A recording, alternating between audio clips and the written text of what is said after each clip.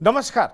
बिहार की बात में आपका स्वागत है। मैं हूं पंकज कुमार। इस खास पेशकश में हम चर्चा करने जा रहे हैं कि बिहार में किसकी बन रही है सरकार, किसका हो रहा है बेड़ा पार।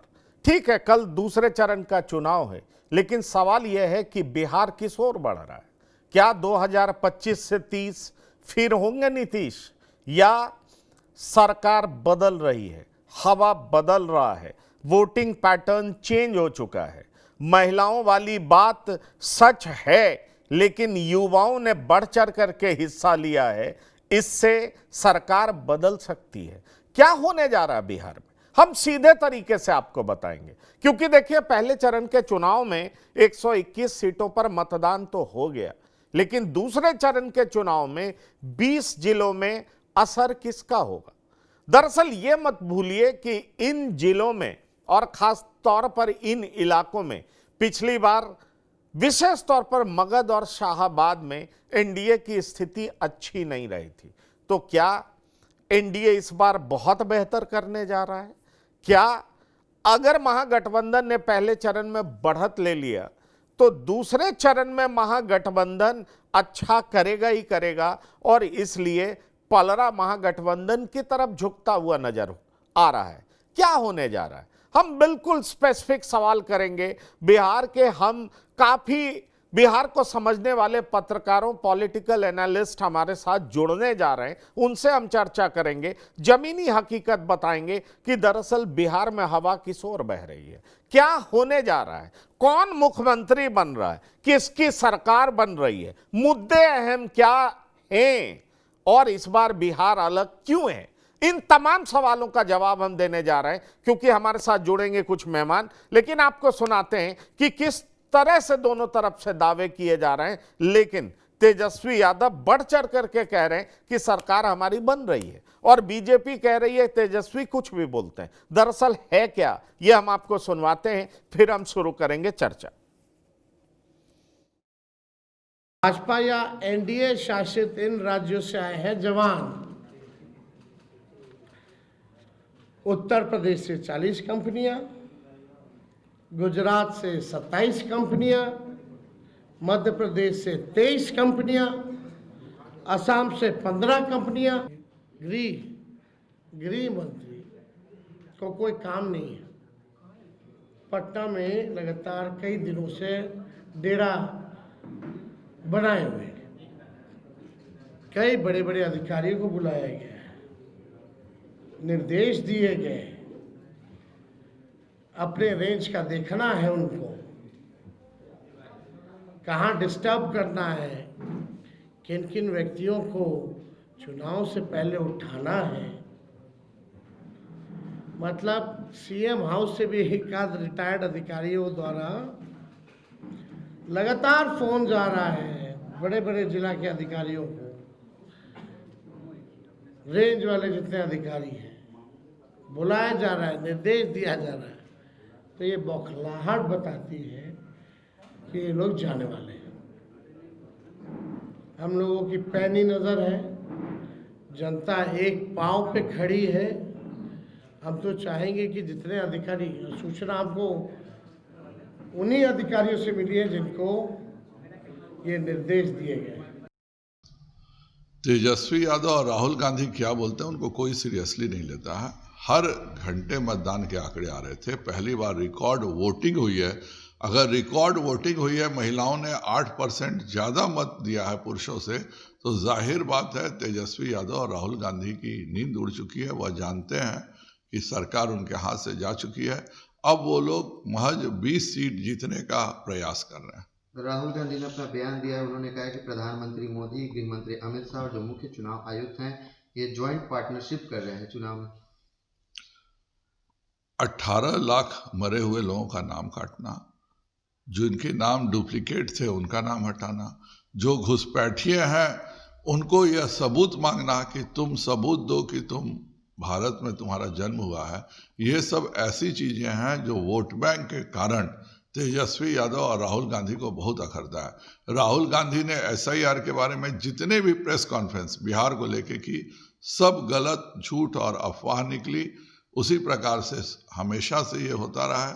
राहुल गांधी क्या बोलते हैं उनको खुद नहीं पता है।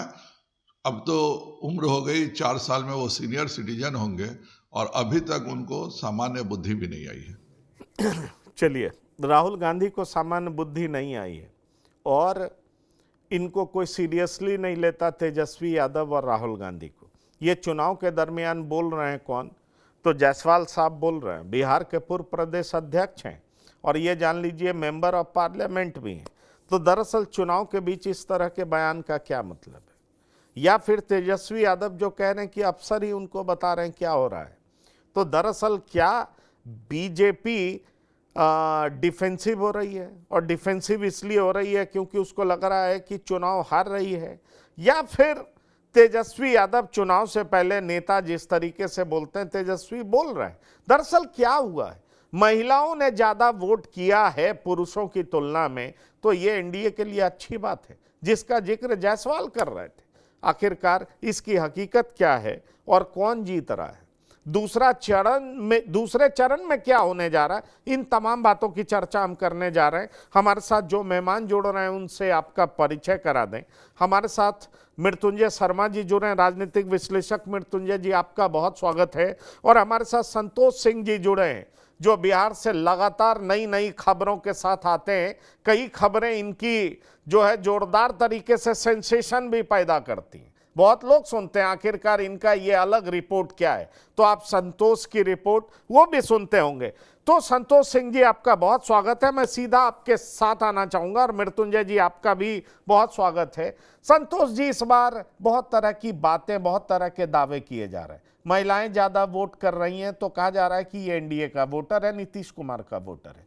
पर एक चर्चा और तेज हो गई कि युवाओं ने भी खूब वोट किया है, और जनसुराज ने एक डायनेमिक्स ऐड कर दिया कि ये प्रवासी मतदाता हैं जो यहां पर रुक गए और उन्होंने खूब वोट किया। तो चुनाव अभी तक जाता हुआ किधर दिख रहा है? क्या ये सही में 2025 से 30 फिर से नीतीश की ओर जाता हुआ दिख रहा है, या चुनाव महागठबंधन की ओर जाता दिख रहा है? देखिए पंकज जी, आप भी पूरे बिहार का दौरा किए, बिहार के सभी इलाकों में आप खुद लोगों से मुलाकात किए। देखिए, एक बात जो खास इस बार देखने को मिला है, अब उसका ईवीएम पर कितना असर पड़ेगा ये तो 14 तारीख को पता चलेगा, लेकिन नीतीश कुमार को लेकर कोई इनकम्बेंसी नहीं है। तो 20 वर्षों का मुख्यमंत्री, और उनकी आप चर्चा किसी से करिए तो कोई ये नहीं कहेगा ना बेकार है, इसको हटा दीजिए, अब बहुत हो गया। एक होता है ना कि भाई अब मुख्यमंत्री के तौर पर नीतीश कुमार अब बर्दाश्त नहीं कर सकते हैं। इनफैक्ट 2020 में बहुत गुस्सा दिखाई भी पड़ता था एक कॉर्नर में। 2025 में तो गुस्सा दिख भी नहीं रहा है। यही तो बात है। 2020 में जबरदस्त गुस्सा दिख रहा था, लेकिन 2025 में कोई गुस्सा नहीं है। एक अलग तरीके की हम लगता है जैसे सहानुभूति। तो बिहार में एक बात देखिएगा कि जब आप कमजोर पड़ने लगते हैं ना, तो पूरे समाज का आपको साथ खड़ा, अरे बहुत, अरे गरीब आदमी है, हवा कुचला आदमी है, इसको लोग सताने लगा है। तो ये एक इमेज बनाने में, देखिए इसमें सबसे बड़ी बात हम एक बात कहना चाहेंगे कि मुख्यमंत्री के पद की घोषणा को लेकर शाह और मोदी का जो जिद है ना, वो जिद कहीं न कहीं नीतीश कुमार को मजबूती से खड़ा कर। लोगों को लगा क्या कि नीतीश कुमार को ये लोग फिनिश करना चाहते हैं। और एक इंसिडेंट हम बात करेंगे, जिस समय में सीट वितरण का बात हो रहा था, मतलब सीटों का शेयरिंग की बात हो रही थी, उसमें जो खबर आई कि चिराग पासवान को ऐसी सीटें दी गई हैं जो जदयू का परंपरागत सीट रहा है। और उस दौरान 2-3 दिनों तक जो खबरें, मतलब वो खबर कितना सही था कहना मुश्किल है, लेकिन सूत्र के हवाले से ही ये खबर चल रही थी। और उसके बाद अंततः जो सीट शेयरिंग का जो लिस्ट जारी हुआ, उसमें चिराग पासवान को ऐसी सीटें दी गई जहां ऐसा लगा कि नीतीश कुमार के, मतलब जो सीट नीतीश चाह रहे थे वो सीट उनको दी गई। इसका हम इसलिए कह रहे हैं कि जो समस्तीपुर खगड़िया का जो इलाका है ना, जो रामविलास पासवान का परंपरागत इलाका रहा है, या हाजीपुर और जमुई ही ले लीजिए, चकाई सीट को लेकर विवाद था, हाजीपुर में भी विवाद था, उसी तरीके से समस्तीपुर में आपको वहां की उनकी सांसद है, फिर भी एक भी सीट, अब आप समझ जाइए कि जहां सांसद है वहां एक भी सीट उनको नहीं दी। ये सारी चीजें ऐसी दिखी जो हमें लगता है कि एक जदयू के कार्यकर्ताओं में या जदयू को जो इंडिपेंडेंट तरीके से सोचने वाले जो लोग थे ना, उनको लगा कि नहीं, नीतीश कुमार के साथ ज्यादती हो रही है। और उसका इम्पैक्ट हमें लगता है कि पूरे चुनाव में देखने को मिला। एक होता है ना, आप भी समझ सकते हैं कि सहानुभूति हो गया, अच्छा इसको इस बार मुख्यमंत्री बनने नहीं देना चाहता है शहर में, तो लो अब हम उसी को वोट करें। ये एक बड़ा चेंज हुआ। और आरजेडी भी कभी हमला करते हुए नीतीश पर नहीं दिखे, कांग्रेस का भी हमला किया नीतीश पर, मतलब एकदम लगा जैसे क्या कि भाई नीतीश कुमार जहां हैं वहां उनके साथ दिखे। और एक बात और हम देखना हम बताना चाहेंगे कि नीतीश कुमार के जिस कंस्टिट्यूंसी से उनके उम्मीदवार खड़े थे, वहां अगर वोटिंग पैटर्न की बात करें तो वहां उनका मैक्सिमम सीटों पर आरजेडी से सीधा फाइट था। तो आरजेडी का फाइट होने की वजह से जो सवर्ण का गुस्सा उनके खिलाफ 2020 में देखने को मिला था, इस बार बीजेपी सवर्ण भले बीजेपी के साथ में जहां जहां रहा वहां कंफ्लिक्ट दिखा, लेकिन इनके कॉन्स्टिट्यूंसी में कोई विवाद नहीं दिखा। सवर्ण एक तरफ से जो घर से निकला वो नीतीश कुमार को वोट किया। तो ये तो असर हमें लगता है कि परिणाम पर दिखेगा। और 14 तारीख को सबसे बड़ी पार्टी के रूप में नहीं, ठीक नीतीश है। कुमार। मैं इससे आगे का एक सवाल आपसे पूछ लूं। नीतीश के पक्ष में माहौल है, मान लिया आप जो कह रहे हैं, ये मुझे भी दिखाई पड़ा, पर मुझे एक और चीज दिखाई पड़ा संतोष जी, कि जो जेडीयू के वोटर हैं वो बीजेपी के प्रति उतने उत्साहित नहीं दिख रहे थे कई जगह पर, और आपस में वो समन्वय नहीं दिखाई पड़ रहा था। जेडीयू के वोटर एलजेपी आर से बहुत ज्यादा नाराज थे, बीजेपी से थोड़ा कम नाराज थे। तो अब सवाल उठता है कि अगर इस तरह की नाराजगी आपस में रही तो कहीं आउटकम बिगड़ ना जाए, इसकी संभावना मुझे बहुत दिखाई पड़ती है। अब जैसे मैं विजय सिन्हा के सीट की बात करूं, विजय सिन्हा आरजेडी कांग्रेस से ही नहीं लड़ रहे थे, विजय सिन्हा जेडीयू से भी लड़ रहे थे, यकीन मानिए। और वहीं सूरजगढ़ा में जो जेडीयू के उम्मीदवार थे वो बीजेपी के कार्यकर्ता से भी लड़ रहे थे। हकीकत ये है, बेगूसराय के मैं बखरी की बात करूं या फिर मैं साहेबपुर कमाल की बात करूं, वहां एनडीए में मुझे समन्वय का अभाव दिख रहा था। यही मैं अगर बात करूं आपसे, जहां जो कैलाशपति मिश्रा का सीट माना जाता है ब्रह्मपुर में भी जो एलजेपी आर को दे दिया गया उल्लास पांडे को, बड़ी नाराजगी थी वहां पर। अब नेता भले ही पॉजिटिव बोल रहे हो, लेकिन कार्यकर्ताओं में एक बात तो है कि भाई ये क्या है, आपने क्या किया है। तो सवाल यह है कि अगर समन्वय का अभाव इन सीटों पर है और ऐसी कई सीटें हैं, तो क्या आपको लगता है कि ये वोटिंग परसेंटेज महिलाओं का भले ही ज्यादा हुआ हो, लेकिन स्थिति एनडीए की भी उतनी स्मूथ गोइंग नहीं है जितनी बताई जा रही? सर, आपकी बात से हम पूरी तौर पर सहमत हैं, क्योंकि हम जो मेरा जो अनुभव रहा, जो आप कह रहे हैं ना, पहली बार मतलब काफी लंबे अंतराल के बाद बीजेपी का कोर वोटर बढ़ता हुआ दिखा है। एकदम साफ आप देख जाइएगा, जिस कंस्टिट्यूंसी में आप जाइए वहां आपको कोर वोटर बढ़ता हुआ आपको दिखा है। और अमित शाह के यहाँ रहने के बावजूद भी वो उसको संभाल नहीं पाए। भले जो निर्दलीय प्रत्याशी थे उसको उन्होंने जैसे भी हो चुनाव कैंपेन से के बीच में ही उन लोगों को बिठा जरूर दिया उन्होंने। प्रशांत किशोर के फैक्टर को भी उन्होंने कम करने की कोशिश की। लेकिन आप देख लीजिए ना, बीजेपी का जहां जहां उम्मीदवार है, और सबसे बड़ी बात है कि बीजेपी के नेता कह रहे हैं नीतीश थे, नीतीश हैं और नीतीश रहेंगे, और शाह हर मोदी नहीं बोल रहे हैं। तो लोगों को लगा कि भाई हो सकता है कि नीतीश कुमार को लोग हटाना चाह रहा है। और बीच के समय में आप देखिए कि तीर ही लालटेन है और लालटेन ही तीर है। ये एक जबरदस्त अंदर लेवल पर, अंदर खाने के लेवल पर ये कैंपेन चल गया था। ये भी तो बात सामने आ रही है। देखिए भाई, बिहार में आप अन्य राज्यों की तरह यहाँ बहुत कुछ अपने अपने अनुकूल आप नहीं चला सकते। यहाँ एक लीडरशिप चाहिए। और बीजेपी में इस बार ये भी हुआ कि सुशील मोदी के नहीं रहने का कमी साफ देखने को मिला। नित्यानंद राय का अपना लॉबी, सम्राट चौधरी का अपना लॉबी, विजय सिन्हा का अपना लॉबी, संजय जायसवाल का अपना लॉबी, भले सब लॉबी करने वाले लोग एक ही विद्यालय के छात्र हैं, शाह के छात्र। लेकिन उसका इम्पैक्ट पड़ा है। इसलिए रिजल्ट अब जैसे अभी सेकेंड फेज में ही लीजिए ना, सबसे स्कोरिंग इनका 2015 में वही आपको बेतिया और इस इलाके में, मोतिहार इलाके में हुई है। और इस बार हमको लग रहा है कि वहां उस इलाके में टफ फाइट मिल रहा है। और वहां अगर ये गड़बड़ाए तब तो फिर 75 पार क्या, 40-50 के बीच रह जाए तो कोई बड़ी बात नहीं होगी। चलिए, ये बड़ी बात कह रहे हैं। मैं, मेरे साथ डॉक्टर संजय भी जुड़ गए हैं। डॉक्टर संजय, आपका बहुत स्वागत है। मैं मृत्युंजय शर्मा जी के पास जाना चाहूँगा। मृत्युंजय जी, आप फील्ड में हैं, आप भी घूम रहे हैं। आपको लगता है कि एनडीए के बीच में बेहतर समन्वय है? बेहतर समन्वय का अभाव, ये मैं मोटा मोटी 5-6 सीटों पर बताया।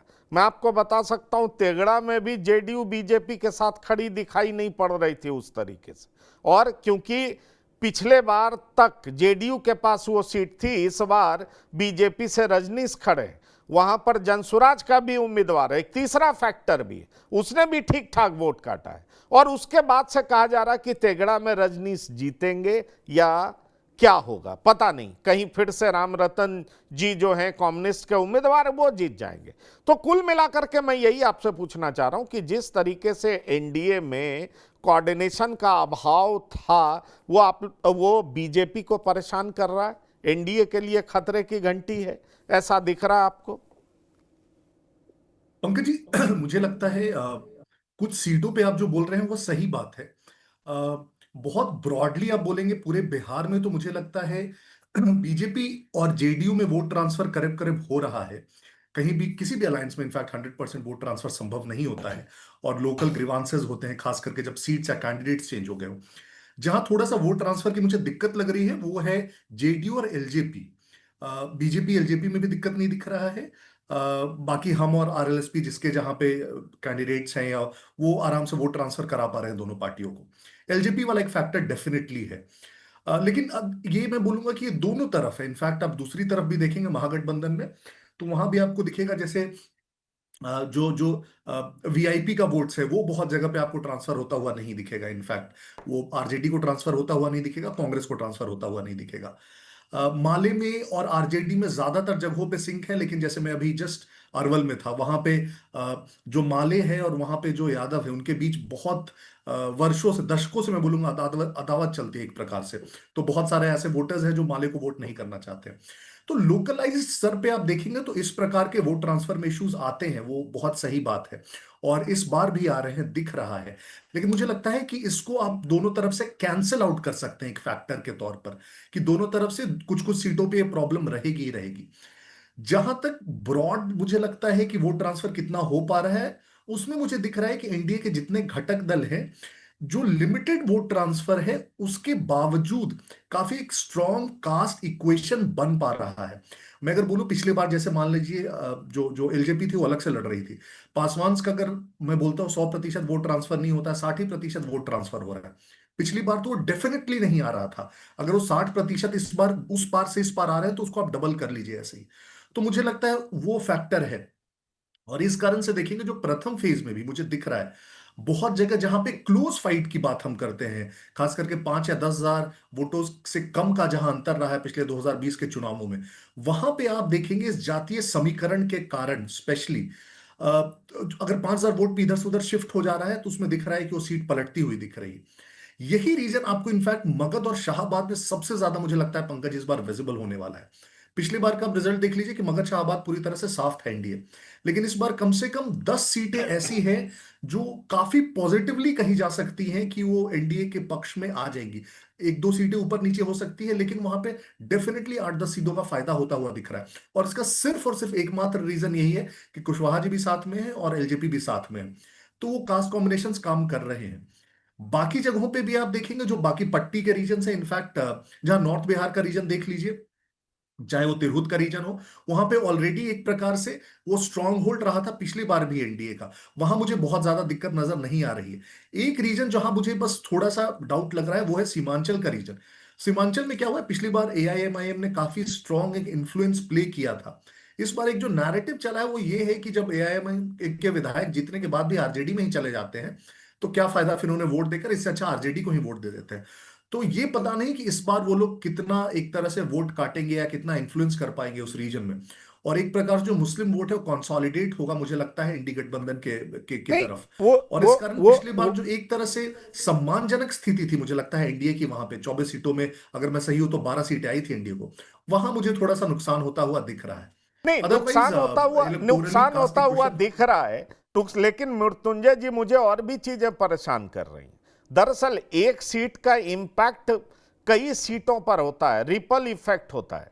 अगर बखरी में अपर कास्ट एलजेपीआर को नहीं दे रहा है तो फिर वो पासवान मटिहानी में क्या करेगा, इसको लेकर के शक होता है। मैं बेगूसराय की बात कर रहा हूं।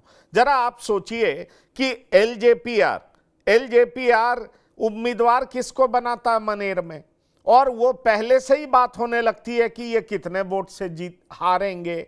हम अगर फतुहा की बात करें, रूपा कुमारी, पहले से ही चर्चा मुझे फील्ड में सुनाई पड़ी ये कितने वोट से हार रही हैं। उसी तरीके से बख्तियारपुर से शाह, ये कितने वोट से हार रहे हैं। वहां टोटल कास्ट इक्वेशन भी बिगड़ता हुआ दिखाई पड़ता है। और फिर ये लगता है कि अगर एलजेपी को वोट ये सारे वोटर्स नहीं दे रहे हैं जो जेडीयू और बीजेपी के वोटर हैं, तो एलजेपी को लगता है कि हम आगे अगली सीट पर क्यों वोट करें इनको। और इस तरीके से पूरा एनडीए का डायनेमिक्स, केमिस्ट्री, वो सब कुछ बदलने लगता है। और मुझे लगता है एनडीए के बड़े नेताओं को यह निश्चित रूप से परेशान कर रहा होगा। और इसीलिए मैं सोचा कि आज मैं इस बारे में डिबेट करूं कि आखिरकार बिहार की हवा किस ओर बह रही है। हमारे साथ डॉक्टर संजय भी हैं, फिर मैं संतोष सिंह जी से इस बारे में सवाल लूंगा, क्योंकि सीट एक दिखाई पड़ता है पर इसका असर आसपास के कई सीटों पर होता है और वो पूरा डायनेमिक्स बदल देता है। डॉक्टर संजय, आपको नहीं लगता कि अगर मनेर में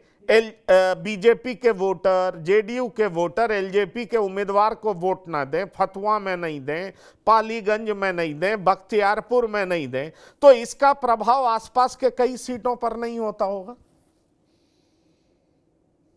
नहीं नहीं, इसका प्रभाव होता है, नहीं प्रभाव होने का कहाँ सवाल उठता है। और वो भी जब आज डिजिटल एरा में हम लोग हैं, जो व्हाट्सएप पर मैसेज जब चला जाता है, सोशल मीडिया से लोग अवेयर हैं, मिनट मिनट का रील वायरल हो रहा है, तो नहीं होने का कहाँ सवाल उठता है।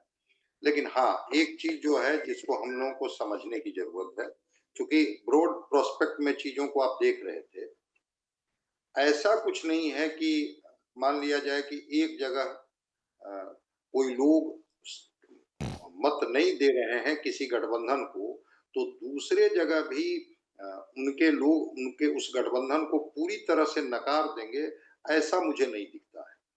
कैंडिडेट को लेकर के जरूर ये चर्चा है। जैसे अभी आपने चर्चा किया ना कि एलजेपीआर के कैंडिडेट, तो कैंडिडेट का अगर सिलेक्शन में आपसे चीजें छूटी हैं जिनको लोग जानता नहीं है। अब मैं उदाहरण के तौर पर आपको बताता हूं, अभी पालीगंज की चर्चा आपने की, एलजेपीआर पहले लड़ना चाहती थी अरवल से, वो सुनील यादव उनके कैंडिडेट थे, बड़े बालू के ठेकेदार हैं, उनको अरवल से चुनाव लड़ाया जा रहा था। बाद में बीजेपी ने कही कि नहीं, ये सीट पर हम लड़ेंगे, तो बीजेपी वहां से मनोज शर्मा जी को लड़ा देता है और एलजेपीआर को वो सीट दे दी जाती है पालीगंज की सीट। पालीगंज में कोई इनका पहले से कोई काम नहीं है, पहले से कोई प्रभाव नहीं है। अब आप कैसे मानेंगे कि जब ये सुनील यादव आएंगे तो जो एनडीए के कार्यकर्ता है वो पूरे जोश खरोश के साथ कि चूंकि एलजेपीआर ने इन्हीं को कैंडिडेट बना दिया, हम पूरी ऊर्जा से लग जाएंगे। वो इंडिविजुअल कैंडिडेट की कैपेसिटी में भी चीजें थोड़ा मोमेंटम पकड़ने में समय लगता है, वो मोमेंटम पकड़ने में समय लगा है। जो फतुहा की बात आप कर रहे हैं, फतुहा में भी अब जब हाँ रामानंद यादव है, जो उनका एक अपना जिसको कहते हैं कि एस्टेब्लिश्ड फेस है वहां के लिए, उनके सामने अगर लोजपा चिराग ने रूपा कुमारी को उम्मीदवार बनाया तो दोनों के फेस के बीच में काफी का डिफरेंस है। अब वहां पर एनडीए अपनी ताकत झोंकती है, लेकिन ताकत झोंकने के पहले ही जब दो चेहरे का कंपैरिजन होता है तो उनको लगता है कि अरे इन्होंने तो कैंडिडेट ही कमजोर दे दिया, तो हम अपनी पूरी ऊर्जा भी भरेंगे तो फिर परिणाम क्या आने वाला है। लेकिन ओवरऑल अगर चीजों को आप देखेंगे तो ऐसा नहीं है, कुछ कमजोर कड़ी एनडीए की है तो कुछ कमजोर कड़ी उनका भी है, इंडिया गठबंधन का भी है। जिस तरह से यहाँ एलजेपीआर कमजोर कड़ी साबित होंगे एनडीए गठबंधन के लिए, जो इस बार देखने को मिल रहा है। वैसे ही कांग्रेस भी इस बार कमजोर कड़ी साबित हो रही है इंडिया गठबंधन के लिए। मुकेश सहनी को लेकर के जो बड़ी चर्चा थी कि बस मुकेश सहनी आएंगे और एक बड़ा वोट बैंक उनके साथ जुड़ जाएगा और फिर तो तस्वीर ऐसी की तैसी हो जाएगी। मुकेश सहनी तो खुद निराश हैं। उनके हिस्से में कल तो चैनपुर की सीट भी उनके हिस्से से ले ली गई। कि मुकेश सहनी अब कितना हुंकार भरेंगे मुझे नहीं पता है। तो कमजोर कड़ी उधर भी है, कमजोर कड़ी इधर भी है। और जहां तक ट्रांसफर कराने की बात है, जब गठबंधन चुनाव साथ में लड़ता है तो ठीक है।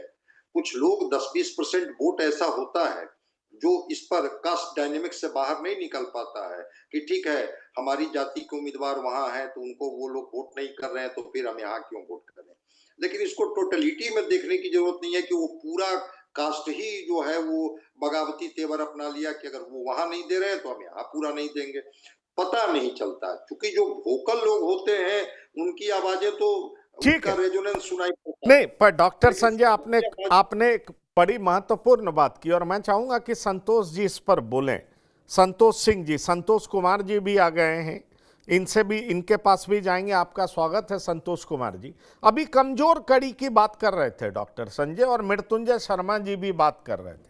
तो क्या आपको लगता है कि महागठबंधन के कमजोर कड़ी अगर पार्टी के तौर पर देखें तो कांग्रेस पार्टी है, और नेता के तौर पर देखें या जाति के तौर पर देखें, क्योंकि मुकेश सहनी का वोट, सहनी समाज जो है वो मुकेश सहनी का वोटर है, वो एक बार फिर से फेल साबित होने जा रहा है। और अगर ये दो मजबूत घटक दल कमजोर कड़ी साबित होता है और अगर एलजेपीआर कुछ सीटों पर कमजोर कड़ी साबित होता है तो अल्टीमेटली आउटकम एनडीए के पक्ष में जाता है। या आपको लगता है कि एलजेपीआर ज्यादा कमजोर कड़ी है और बीजेपी और जेडीयू के बीच में भी कोऑर्डिनेशन मिसिंग है, इसलिए पलड़ा भारी महागठबंधन का दिखाई पड़ता है? आपका क्या व्यू है अगर ओवरऑल हम देखें, क्योंकि यहां जाति भी एक फैक्टर है, पार्टी भी एक फैक्टर है, होने क्या जा रहा है ये मैं आपसे समझना चाह रहा हूं कि दरअसल कमजोर कड़ी तो है पर दोनों तरफ है, पर आउटकम किसके तरफ जा रहा है, क्या दिखाई पड़ रहा है आपको? देखिए, तो जमीन पे अगर बात करिए, इस बार का चुनाव मतलब कोई पार्टी आधार पर मतलब कॉम्बिनेशन हम पटना में बैठ के बना लिए, दिल्ली में बैठ के बना लिए और उस कॉम्बिनेशन के सहारे वोट हम एक दूसरे को शिफ्ट करा रहे हैं, ऐसा दिख नहीं रहा है। हम एक उदाहरण के तौर पर कहना चाहते हैं। एक जाले कंस्टिट्यूंसी है दरभंगा। जाले में ऋषि मिश्रा राजद के कांग्रेस के प्रत्याशी हैं और जीवेश मिश्रा जो है सो वहां से बीजेपी के प्रत्याशी। वोट के दिन हम वहीं पे थे, ब्राह्मण मतदाता पूरी तौर पर, हम कई ब्राह्मण के बूथ पर हम घूमने का हमें मौका मिला तो वहां वोट कर रहे थे। लेकिन ठीक उसके बगल के कंस्टिट्यूंसी में मतलब बीजेपी के उम्मीदवार और आरजेडी के उम्मीदवार फराक अहमद मतलब आदमी के बेटे चुनाव लड़ रहे थे। वहां यादव जो है निर्दलीय प्रत्याशी खड़ा हो गया और वहां यादव का वोट उनको नहीं मिला। उसका प्रतिफल क्या हुआ कि दरभंगा ग्रामीण में ललित यादव को लेकर मुसलमान एग्रेसिव हो गए, वोट हम तुमको नहीं देंगे। भोला यादव को बहादुरपुर में जो कंस्टिट्यूंसी समझ जाइए कि पूरी तौर पर जहां से महागठबंधन चुनाव जीत सकते, वो कॉम्बिनेशन ऐसा कॉम्बिनेशन पिछले बार भी बहुत मामूली वोट से भोला यादव चुनाव हारे, मतलब बहादुरपुर कंस्टिट्यूंसी। वहां एमवाई समीकरण इतना मजबूत, पूरे 10 विधानसभा में एकमात्र ललित यादव जीते थे दरभंगा ग्रामीण से। लेकिन इस बार यही जो लोकल फैक्टर है ना कि दोनों तरफ लोकल फैक्टर बहुत आ यादव एग्रेसिव। अगर आप, ये हैरान करने वाली बात है, उस दिन वो खबर चला है कि, और देखिएगा रिजल्ट आए तो शायद दिख भी था, जहां पर लालटेन दिखा ना वहां मुसलमान एग्रेसिव नहीं था। ये ये एक ये हम ग्राउंड पे हम बता रहे हैं। और हम ये दरभंगा जिला शुरुआती दिनों से हम रिपोर्टिंग करते रहे हैं। जब दो तरफ दरभंगा शहर में दो रास्ते हैं, एक हिंदू बहुल रास्ता है, एक मुसलमान बहुल रास्ता। सारे मीडिया का फोकस रहता था कि एक ओबी वैन मुसलमान के इलाके में लगाया जाए और एक ओबी वैन हिंदू के इलाके में। आप हैरान रहेंगे कि मुस्लिम मोहल्ले में इस इतना बड़ा 79% ओवरऑल 70% पोल हुआ, और मुस्लिम के मोहल्ले में 50% भी पोल नहीं हुआ, महिलाएं नहीं निकली। ये दोनों तरफ ये चीज है कि भाई एक ही तरफ नहीं है। तो ये चुनाव जो है, मतलब कोई आप पटना में बैठ के तय कर दिए कि हम चिराग को ये सब सीट दे देंगे और हमारा जो वोट है ट्रांसफर हो जाएगा, लोगों ने नहीं स्वीकारा। आप चिराग क्यों हाशिए पर है? क्या वो सर कहे ना संजय जी की, अब वो आदमी बालू का ठेकेदार है, उसको दे दिया। एक उसी तरीके से भोजपुरी गीत बनाने वाली थी, उसको जाके छपरा में चुनाव लड़ा दिया, जिसका नॉमिनेशन रद्द हो गया। तो इस बार उम्मीदवारों को लेकर थोड़ा अलग ख्यालात, लोकल जो उम्मीदवार है या जिस तरीके का आपने उम्मीदवारी दी है, उसका एक इम्पैक्ट दिखा है। और समझिए एक सच कहिए तो मुखिया जैसा चुनाव हो रहा है बिहार। जैसे हम लोग क्या मुखिया पंचायत का चुनाव होता है ना, ठीक उसी तरीके से चुनाव होता है। और यही वजह है कि प्रशांत किशोर फेल कर, प्रशांत किशोर के फेल करने के कारण यही रहा कि वो एजेंडा पर ऐसा नहीं है कि पलायन और बेरोजगारी बहुत चीज किया, लेकिन जो बाहर से भी जो लोग आए ना, जब यहाँ आए तो देखे कि भाई लड़ाई में तो कहीं है ही नहीं प्रशांत किशोर, तो हम अपना अपना वोट क्यों बर्बाद करें? तो फिर जैसे कास्ट के नाम पर, पार्टी के नाम पर जो जैसा था सब लोग शिफ्ट कर गए। तो बिहार में इसलिए आप सीधे तौर पर आप कह सकते हैं कि भाई एनडीए इसलिए हमको भारी लग रहा है कि उसमें थोड़ा कम कन्फ्लिक्ट दिखा। तो बीजेपी और जदयू में बहुत सारे सीटों पर ऐसा नहीं दिखा है, कुछ सीटों पर दिखा जहां सीट, आप जैसे संतोष जी बेहतर बता सकते हैं, गोपालगंज। अब वहां मान लीजिए तिवारी जी में और सिंह जी में जो है सो कई पिछले चुनाव से विवाद है। मृत्युंजय तिवारी इस बार एकदम गुस्से में थे कि यहाँ अगर हमको राजपूत वोट नहीं दिया तो उसको ब्राह्मण वोट नहीं देगा, और सार्वजनिक रूप से वो बयान तक दे डाले। तो वो कुछ सीटें रही हैं, लेकिन ओवरऑल अगर आप बात करिए तो बीजेपी के लिए थोड़ा मुश्किल इसलिए हुआ कि तो उनका कोर वोटर था, ब्राह्मण, राजपूत, भूमियार, लाला और बनिया। उसमें मतलब अगर कहीं कोई उम्मीदवार मिला ना तो वो उसमें टूट हुआ है। अब पटना जैसे शहर में जिन सीटों को हम लोग मानते थे कि भाई बीजेपी है, लोकसभा चुनाव में भी बहुत कम वोट से हार, मतलब 1.5 लाख 2 लाख वोट से हार जीत हुआ। और इस बार विधानसभा चुनाव में स्थिति ये था कि एक समय में बाकी उस दिन हम पहुंचे जब दोपहर बाद, अपार्टमेंट से लोगों को निकाल निकाल कर वोट गिराने के लिए ले जाया जा रहा, कहीं हार न जाए। और पटना सिटी में तो वो स्थिति दिखी हमको। हो सकता है कांग्रेस वहां जीत जाए, वो उसकी क्या वजह है कि भाई आप नहीं किसी तो को कहीं से ला के दीजिए। मतलब ये बड़ी इंपॉर्टेंट बात है और ये अच्छी बात भी है। भले ही प्रशांत किशोर इफेक्टिव नहीं हो, लेकिन उनके मुद्दे इफेक्टिव हुए कि उम्मीदवार देखो, हाँ। मेरा उम्मीदवार खराब है तो वोट मत देना। अगर आरजेडी का उम्मीदवार अच्छा है, वोटर बीजेपी का है, तो वो आरजेडी को वोट कर रहा है। मतलब एक होता था ना कि दिल्ली या पटना से लोग ये तय कर लेते थे कि मुसलमान महागठबंधन का, यादव महागठबंधन का, भूमिहार एनडीए का। अब इस तरह की कोई बात है नहीं, क्योंकि आप देख लीजिए लखीसराय में ही 2 भूमिहार नेता एक दूसरे से लड़ पड़े। मोकामा में दो भूमिहार नेता एक दूसरे के सामने एकदम सीना तान के खड़े थे, पता नहीं क्या स्थिति होगी। तो अब मुद्दा इंपॉर्टेंट हो गया है, किसने क्या काम किया है वो इंपॉर्टेंट दिखा है। इसलिए इस इलेक्शन को जनरलाइज तरीके से देखना मुश्किल होगा। और मुझे लगता है कि जो पारंपरिक तरीके से एनालिसिस होता था, ये जात इधर, ये कॉम्बिनेशन इधर, इसलिए इसको एज है। मृत्युंजय जी, अगर वजह ये है, मृत्युंजय जी मैं संतोष जी आ रहा हूं, अगर वजह ये है तो निश्चित तौर पर यह कहा जाएगा कि रूलिंग पार्टी या एस्टैब्लिशमेंट के लिए यह रेड सिग्नल है, क्योंकि भाई ज्यादा परख तो उसी की होगी, आपने काम किया नहीं किया।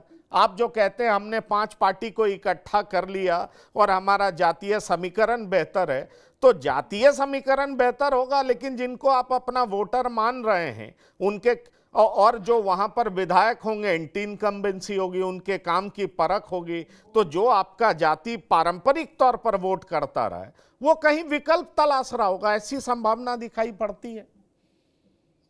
पंकज जी, बिहार में बड़ा इंटरेस्टिंगली क्या हुआ है कि एक तरह से जो काम का मापक हम मानते हैं वो बड़ा लो है, मतलब इसको 60 स्थिति कहेंगे। क्योंकि जब भी हम कंपेयर करने लगते हैं तो एक तरफ नीतीश जी ने जो काम किया उस पर जो भी डिबेट्स होते हैं कि ठीक है सड़क बिजली पानी पे तो काम हो गया, लेकिन जॉब्स पे इंडस्ट्रीज पे काम नहीं हुए। लेकिन जैसे ही उसको लोग कंपेयर करने लगते हैं महागठबंधन से और आरजेडी को उसका प्रिंसिपल पार्टनर मानते हैं, तो सीधे चले जाते हैं 90 से 2005 के पीरियड पे। अभी तक लोग जो है आरजेडी को उस पीरियड से डिसोसिएट नहीं कर पाते हैं। उनका यही मानना रहता है कि आरजेडी वही है जो 90 से 2005 के पीरियड में भी थी। इसका एक रीजन भी बहुत स्ट्रांग है पंकज जी। एक तो कि उस पीरियड में जो भी हुआ उस समय, और लालू जी उस समय मुख्यमंत्री रहे, राबड़ी जी रही, वही एक तरह से अभी भी सर्वे सर्वा है, भले ही एक्टिव ना हो लेकिन फाइनल डिसीजंस तो उन्हीं पे आकर रुकती है। और दूसरा, आरजेडी ने भी बहुत विजिबल कोशिश नहीं की है उस इमेज से बाहर निकलने की। एक तो करीब करीब आरजेडी में आप हर क्षेत्र में देखेंगे वही सारे लोग हैं जो उस समय एक्टिव थे लालू जी के समय, चाहे वो मगध में सुरेंद्र यादव हो, चाहे दानापुर में रीतलाल यादव हो, यहाँ पे संदेश महरून यादव, ऐसे हजारों एग्जाम्पल्स हैं जो आज भी आरजेडी का वो कोर नेता है, वो वोटर बेस है, वो एक तरह से फेस है। दूसरा, कई बार भले ही तेजस्वी पिछले 5 वर्षों में बात करते रहे A to Z की, कलम बांटने की और इस तरह की चीजों की, लेकिन उन्हीं के पार्टी के नेता फिर ऐसे ऐसे बयान दे देते हैं, और उस पर जब कोई क्लैरिफिकेटरी बयान नहीं आता है पार्टी के नेतृत्व के द्वारा या नेताओं के द्वारा, तो लगता है कि इस आरजेडी की अभी भी पॉलिसी वही रही है। और इस कारण से मुझे लगता है लोग एक तरह से देखते हैं कि यार ये जो भी है ये थोड़ा बेहतर तो है उस वाले से, तो वो जो काम का स्टैंडर्ड है वो बड़ा लो है, इसीलिए मैं बिहार में थोड़ा क्रॉस देखता थोड़ा हूं। बेहतर है भले ही उस वाले विकास की से। बात होती है जी, हाँ। भले विकास की बात होती है, लेकिन कहीं भी आप ये नहीं देखेंगे कि बहुत स्ट्रांग शिक्षा की क्वालिटी पे, जॉब्स पे, इस तरह की चीजों पे इवैल्यूएट किया जा रहा है। ज्यादातर इवैल्यूएट किया जा रहा है कि ये जो कैंडिडेट है ये अच्छा है, पढ़ा लिखा है, बहुत बड़ा गुंडागर्दी नहीं करता है, क्रिमिनल नहीं है, तो क्रिमिनल बनाम नॉन क्रिमिनल का कंपैरिजन हो जाएगा। चलिए चलिए, ये आप कंपैरिजन बड़ी हो बात जाएगा कर कि रहे हैं। ये डॉक्टर बात संजय, व्यवहार कुशल है। डॉक्टर संजय, मैं आ रहा हूं आपके पास। संतोष जी आप सहमत हैं क्या? ये जो आरजेडी का पीछा प्री 2005 छोड़ नहीं रहा। तेजस्वी यादव चाह रहे हैं A to Z की पार्टी बनाना। बहुत सारे अग्रिम जाति के लोगों को, अगड़ी जाति के लोगों को उन्होंने टिकट भी दिया, और उन्होंने ये कोशिश किया कि कम से कम एक नैरेटिव सेट किया जाए कि ये सिर्फ माई नहीं है, इसमें राजपूत भी हैं, भूमियार भी हैं, ब्राह्मण भी हैं, और इस बार तो 14 भूमियारों को टिकट दिया। पर सवाल ये उठता है कि इस सब के बावजूद अब नैरेटिव उस तरह का स्ट्रांग नहीं है जैसा बीजेपी एनडीए बनाती थी, लेकिन अभी भी 2005 से पहले का दंश उनका पीछा नहीं छोड़ रहा है, ऐसा आप मानते हैं? पीछा नहीं अनम्यूट करिए, जी। छुड़ाया नहीं जा रहा है। हाँ हाँ, बोलिए, आवाज आ रही है। भारतीय जनता पार्टी और जनता दल यू 2005 की बात लगातार दोहराती रहती है, जंगल राज की बात करते रहती है, तो यूं कहा जाए कि पीछा छुड़ाया नहीं जा रहा है। लगातार लोगों को याद दिलाया जाता था कि ऐसी बात है, ऐसी बात है। लेकिन इसके बावजूद तेजस्वी यादव ने एक पहल तो की, कम से कम, जैसे लोकसभा चुनाव में उन्होंने कुशवाहा समाज को जोड़ने का काम किया, एक ब्राह्मण से राज्यसभा भेजने का काम किया। सबसे बड़ी बात, जहानाबाद में इस बार देखिए कि यादव बहुल सीट पर उन्होंने जगदीश शर्मा के बेटे को चुनाव लड़ाने का प्रयास किया। तो मगध क्षेत्र में उन्होंने भूमिहार वोट को भी तोड़ने का प्रयास किया, और कुछ टूटा भी है। मगध रेंज में लोकसभा में भी टूटा था और विधानसभा में भी कुशवाहा समाज को तोड़ने का प्रयास किया है। और अभी जो जनरेशन है, आप देखिए कि 2005 में जो पैदा लिए थे वो अब वोटर हो चुके हैं, जो जिन्होंने नहीं देखा है जंगल राज की बात जो करते हैं, चाहे जो अपराध की बात करते हैं, तो उन्होंने वो बात नहीं देखी है। वो अब देख रहे हैं कि रोजगार की बात सोच रहे हैं, नौकरी की बात सोच रहे हैं, डेवलपमेंट की बात सोच रहे हैं। अब उन्हें जंगल राज से युवा वर्ग जो है, जो बाहर पढ़ रहे हैं, जो पटना में पढ़ रहे हैं, वो अब जंगल राज की बात नहीं समझते हैं। वो भाजपा नेता हो, जदयू नेता भले याद दिलाते हैं, तो पुराने लोग भले उस बात को दोहराते हैं, लेकिन युवा वर्ग अब तेजस्वी में देख रहे हैं भविष्य। युवा वर्ग कि तेजस्वी युवा है, भविष्य देख रहे हैं, रोजगार की बात करते हैं। 2020 में उन्होंने 10 लाख नौकरी की बात की थी, तो नौकरी की पहल की थी। तो उस समय नीतीश कुमार ने कहा था कि कहां से लाएंगे नौकरी, कहां से पैसा लाएंगे। लेकिन जब नीतीश कुमार फिर सत्ता में आए और तेजस्वी यादव सत्ता में आए, तो नौकरी की बात हुई, और तेजस्वी यादव की बात को ही नीतीश कुमार अब दोहरा रहे हैं। हमने 10 लाख नौकरी दी, 11 लाख नौकरी दी, और इस बार अब 1 करोड़ है। तेजस्वी यादव ने इस बार हर घर में नौकरी की बात की है। तो एनडीए के द्वारा बोला जा रहा है कि 1 करोड़ लोगों को रोजगार दिया जाएगा। तो कहीं न कहीं युवा वर्ग को यह तेजस्वी यादव का जो है वो आकर्षित कर रहा है। इन सब के बावजूद आकर्षित कर चलिए, रहा है। आकर्षित कर रहा की बात है। करते हैं, लेकिन उसमें लेकिन डॉक्टर 100% संजय मुझे लगता है कि वर्तमान डॉक्टर समय में संजय मुस्लिम एक जो तरफ बिहार का कहते हैं जाति महिलाओं ने ज्यादा वोट दिया, तो महिला तो एनडीए नीतीश कुमार को वोट करेंगी। दूसरी तरफ एक बात और दलील दी जा रही है कि 10,000 भी ले लेंगे और चुनाव परिणाम के बाद 30,000 भी ले लेंगे। यह बात भी कही जा रही है। 10,000 ले लेंगे किससे? तो एनडीए से ले लेंगे। और 30,000 किससे ले लेंगे? तो महागठबंधन की सरकार, क्योंकि तेजस्वी जी ने कहा है ना कि पूरे साल का पैसा एक ही बार में दे देंगे, तो उसकी भी चर्चा हो रही है कि 30,000 उधर ले लेंगे। तो इसको लेकर के बड़ा कंफ्यूजन हो रहा है कि फायदा किसको, मतलब एनडीए को या महागठबंधन को? ये महिलाओं ने कि महिलाएं वोट किसको कर रही हैं, ये एक बात हो रही है। दूसरी बड़ी बात ये हो रही है कि भाई ये युवा बढ़ चढ़ करके हिस्सा लिए हैं, तो युवा किधर? क्या युवा को बेहतर भविष्य तेजस्वी में दिखाई पड़ रहा है?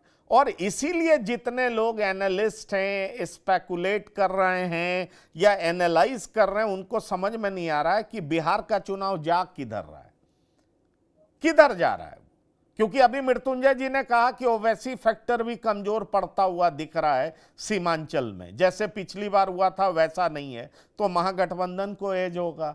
तो सवाल यह है कि ये जो नए नए तरह के मतदाता सामने आ रहे हैं वो किधर जा रहे हैं? जाति का जो पारंपरिक तौर पर झुकाव था वो भी टूटता हुआ नजर आ रहा है। तो चुनाव जा किधर रहा है? बात वहीं पर आकर के टिक जा रही है। आगे दिखाई कौन दे रहा? अगर मैं सीधे आपसे पूछूं कि क्या फैक्टर है जिस वजह से एनडीए या महागठबंधन, जिसके पक्ष में भी आप देख रहे हैं, वो आपको दिखाई पड़ रहा है कि उसका पलड़ा भारी है? देखिए, जो मैं समझ पा रहा हूं, क्योंकि जहां भी मैं गया, लोगों से मेरी बात हुई और जितनी भी मेरी समझदारी है, उसमें इशूज इस बार भी नहीं था, मुद्दे गौण थे और कास्ट डायनेमिक से लोग बाहर निकलने के लिए तैयार नहीं थे। हाँ, 10 मिनट रुकना पड़ा उनसे बात करने के लिए कि फिर तो ठीक है, तो क्यों आप ऐसा चाहते हैं? तो कास्ट डायनेमिक्स है और पार्टियों ने क्या किया है कि थोड़ा कास्ट डायनेमिक्स के हिसाब से टिकट तो बांटा ही है। जो कास्ट डोमिनेटेड इलाका है उससे वो इतर कोई टिकट का बंटवारा उन्होंने नहीं किया, जो मैंने देखा। ठीक है, वो डायनेमिक्स चेंज हुए हैं। अब पिछली बार आरजेडी ने 1 भूमिहार को टिकट दिया था, इस बार आरजेडी ने 7 भूमिहार को टिकट दे दिया। पिछली बार 8 कुशवाहा को टिकट दिया था, इस बार 16 कुशवाहा को टिकट दे दिया। तो जहां उनकी जाति के उम्मीदवार होते हैं तो उनकी गोलबंदी तो होगी। इसलिए हम जो समझ पा रहे हैं उसमें जातीय गोलबंदी से बाहर अभी भी चीजें नहीं निकल पा रही।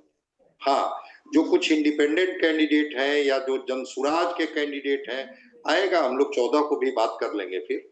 तो उसमें भी मैं देख रहा हूं कि जाति उनकी प्रायोरिटी है। अगर आर के मिश्रा को दरभंगा में वोट मिल रहा है तो उसमें ब्राह्मणों का वोट सबसे अधिक है। ऐसा नहीं है कि ब्राह्मणों का वोट वहां पर नहीं है। अगर जाले में ऋषि मिश्रा को वोट मिला ब्राह्मणों का तो इसलिए कि वो ब्राह्मण कैंडिडेट थे।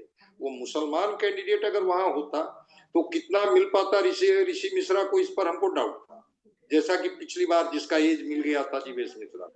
तो जाति के डायनेमिक्स से अभी भी मैं देख नहीं रहा हूं कि बिहार बाहर निकला है। एक दूसरी बात, जो यूथ की बात हो रही है और महिला की बात हो रही है, बिल्कुल एक महिला कंस्टिट्यूएंसी बनी है, एक यूथ का कंस्टिट्यूएंसी है और महिलाओं के अंदर में जेनरेशनल पॉलिसी स्कीम चलाया है नीतीश कुमार ने। ये 10,000 की बात जो चल रही है, मुझे नहीं लगता है कि ये 10,000 की राशि अभी डाली गई और बस महिलाओं का मन मिजाज बदल गया। वो 2005-6 से लगातार जो नीतीश कुमार की योजनाएं, चाहे वो रिजर्वेशन की बात हो, चाहे उनके हिस्से में नौकरी की बात हो, चाहे डोमिसाइल की बात हो, चाहे जीविका दीदी की बात हो। अब उस समय 60,000 करोड़ वर्ल्ड बैंक से लोन लेकर के और साथ में जीविका दीदी की शुरुआत हुई थी। 2025 में हम लोग कह रहे हैं कि वो डिस्कोर्स में जीविका दीदियां आ गई हैं। तो नीतीश कुमार की पॉलिसी जेनरेशनल पॉलिसी स्कीम का पार्ट है और मैं मानता हूं कि फिर वहां भी है कि पूरी तरह से कैसे कहा जा सकता है कि ये महिला इनके साथ है, उनके साथ है। लेकिन जो मेजर दिखाई पड़ता है वो नीतीश कुमार के साथ महिलाएं दिखती हैं। नीतीश कुमार के लॉ एंड ऑर्डर को लेकर के, सिक्योरिटी को लेकर के, उनके हिस्से में जो वेलफेयर स्कीम्स हैं उसको लेकर के महिलाओं का झुकाव नीतीश कुमार की तरफ है और वहां थोड़ा जातियां डाइल्यूट होते हुए दिखती है। यूथ की जहां तक बात है, अभी सीमांचल की बात हो रही थी, जरा 25 से कम उम्र के यूथ से बात कीजिए ना सीमांचल में, वो ओवैसी के फैन हैं कि नहीं है आपको पता चल जाएगा। बात करके देखिए, टेलीफोनिक की बात कीजिए कि भाई ओवैसी जी आपको कैसे लगते हैं, क्या आप उनके साथ खड़े दिखते हैं, नहीं दिखते हैं। तो यूथ को हम अलग अलग हिस्सों में बांट करके देखते हैं। और एक सोशियोलॉजिस्ट से मेरी बात हो रही थी, उन्होंने तो कहा कि यूथ जो जिसको जेनजी का तो ज्यादा कास्टिस्ट है, वो जो 40 से ऊपर वाले लोग हैं उसमें उतना कास्ट का रिजिडिटी नहीं है जितना कि यंग वाले में है। और वो भी कहीं ना कहीं से वो उन चीजों में बट करके चीजों को देखते हैं। ठीक है, उनके एस्पिरेशंस हैं कि हमें नौकरी चाहिए, रोजगार चाहिए, अच्छी शिक्षा चाहिए, इंडस्ट्री चाहिए, सब कुछ है, लेकिन वो कास्ट का जो टेम्पलेट है उससे बिल्कुल इतर होकर के बिहार का यूथ सोच रहा है। ऐसी बातें अगर ऐसा सोचता तो प्रशांत किशोर ने तो झकझोरा ही था, तब तो फिर सारे यूथ दिखते प्रशांत किशोर की तरफ कि भाई अपने बेटे के भविष्य के लिए, अपनी पढ़ाई के लिए, रोजगार के लिए। वैसा अगर कुछ दिखा नहीं तो इसका मतलब है कि यूथ भी उस टेम्पलेट से पूरी तरह से बाहर नहीं निकले हैं। तो महिला, यूथ और कास्ट, ये 3 फैक्टर दिखे हैं बिहार में, जिसमें कास्ट की रिजिडिटी अभी भी है। जहां तक अलग अलग गठबंधनों की बात है, एनडीए गठबंधन का भी एक अपना कास्ट कॉम्बिनेशन है, इंडिया गठबंधन उसका भी एक अपना कास्ट कॉम्बिनेशन है।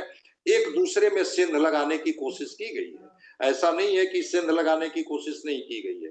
अगर जहानाबाद में आरजेडी ने भूमिहार उम्मीदवार को कैंडिडेट बना दिया जादव सीट को हटा करके, तो नवादा में भी बीजेपी ने वो जो इनके विभा पत्नी देवी, है विभा देवी, विभा देवी, जो जादव उम्मीदवार हैं, जो नवादा ट्रेडिशनली भूमिहार डोमिनेटेड माना जाता है, वहां पर विभा देवी को उम्मीदवार बना दिया।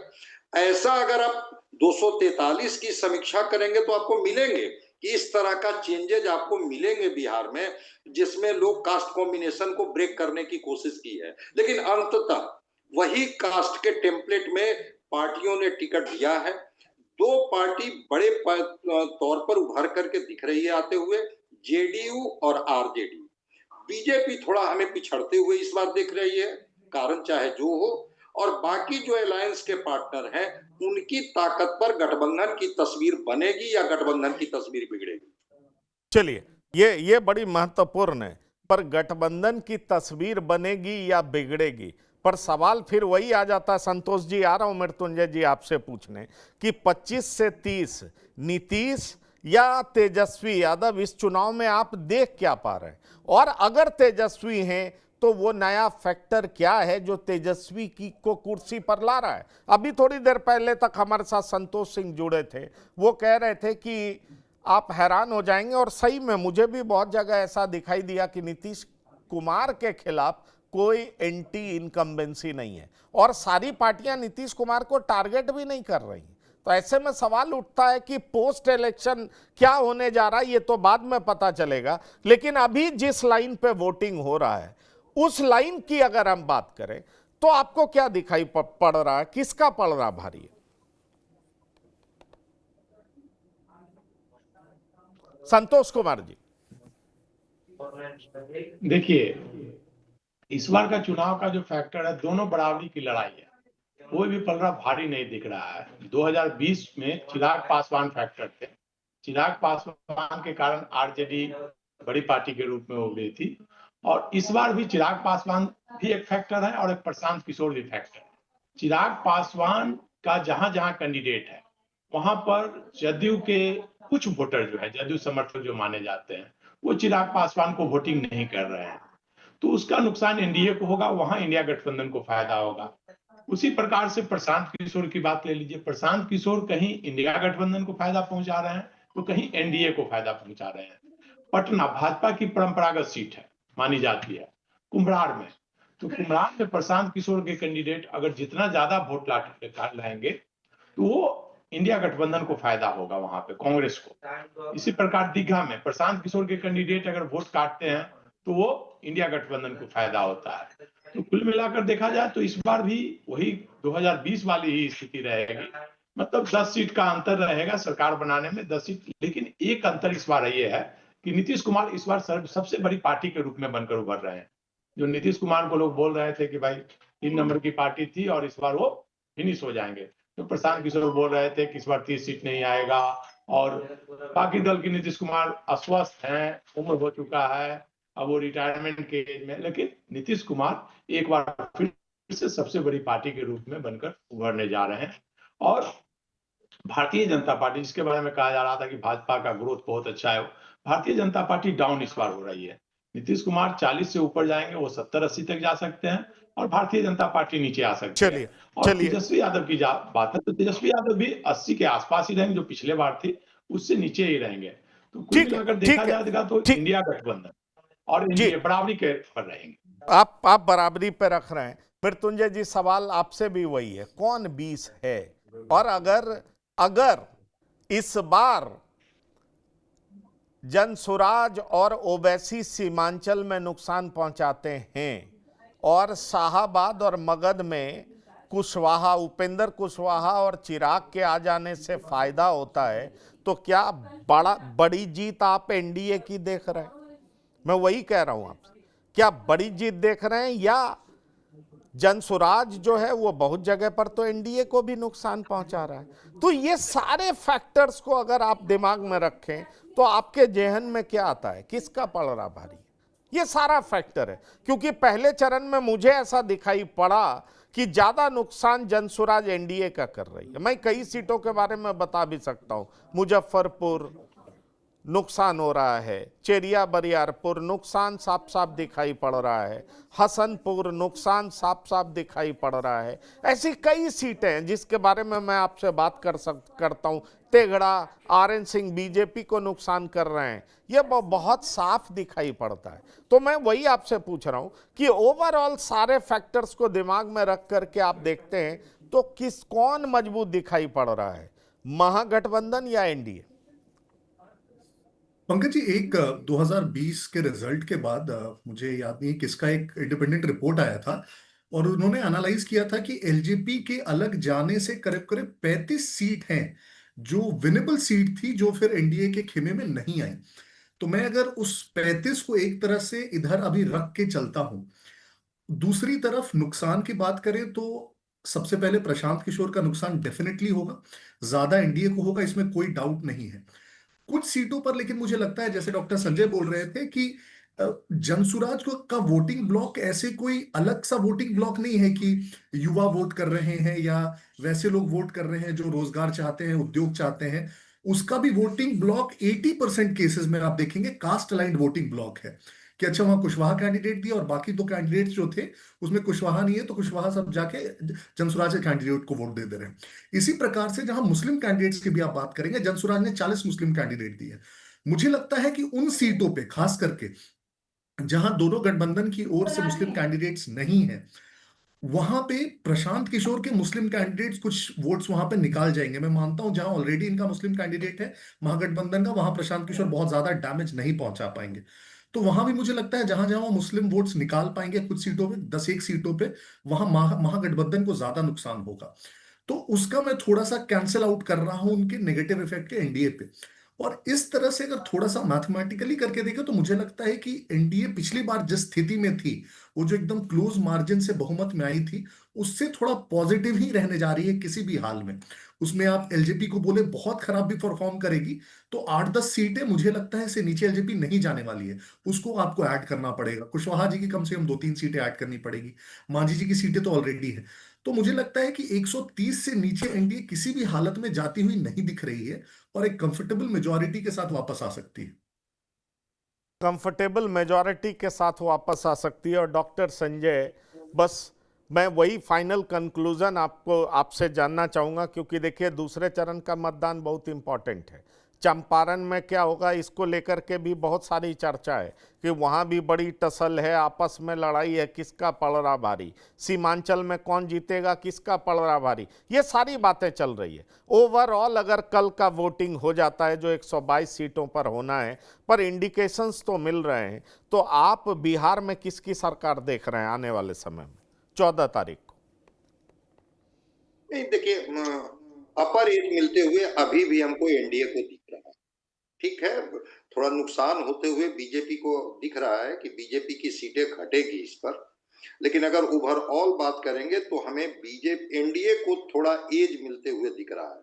और जो नीतीश कुमार की 3-4 महीने का जो एक्टिवनेस है, जिस तरह से वो पेंशन वाला जो एक बुजुर्ग वोटर वर्ग इन्होंने तैयार किया, जिस तरह से महिलाओं को इन्होंने खाते में 10,000 रुपए की राशि डाली और नीतीश कुमार एक्टिव हुए और फिर वो 63 सभाएं करते हैं, 11 सभा तो बाई रोड करते हैं।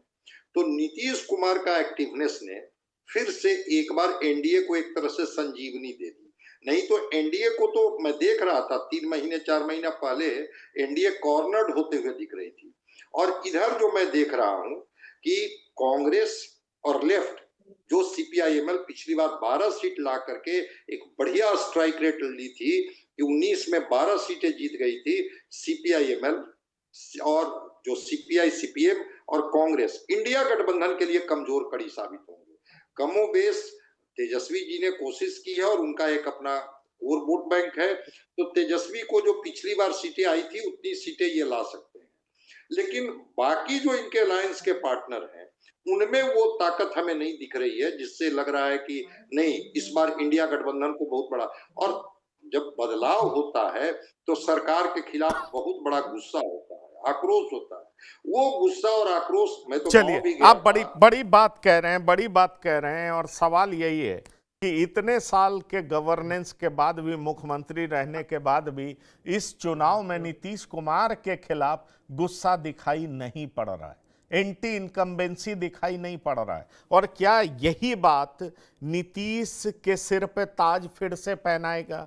क्या नीतीश फिर से 2025 से 30 फिर से नीतीश, या युवाओं ने वोट जो किया है, ज्यादा संख्या है, वो युवा अपना भविष्य तेजस्वी यादव में देख रहे हैं, अक्रॉस द कास्ट लाइंस उनको ऐसा दिखाई पड़ रहा है बहुत हो गया, जंगल राज तो हमने देखा ही नहीं, अब चमचमाती सड़क है, अब रोजगार चाहिए, अब नौकरी चाहिए, और इसलिए तेजस्वी यादव चाहिए। क्या ऐसा होगा? कल के दूसरे चरण के मतदान को लगातार हम दिखाते रहेंगे और आउटकम जो भी होगा हम बताते रहेंगे।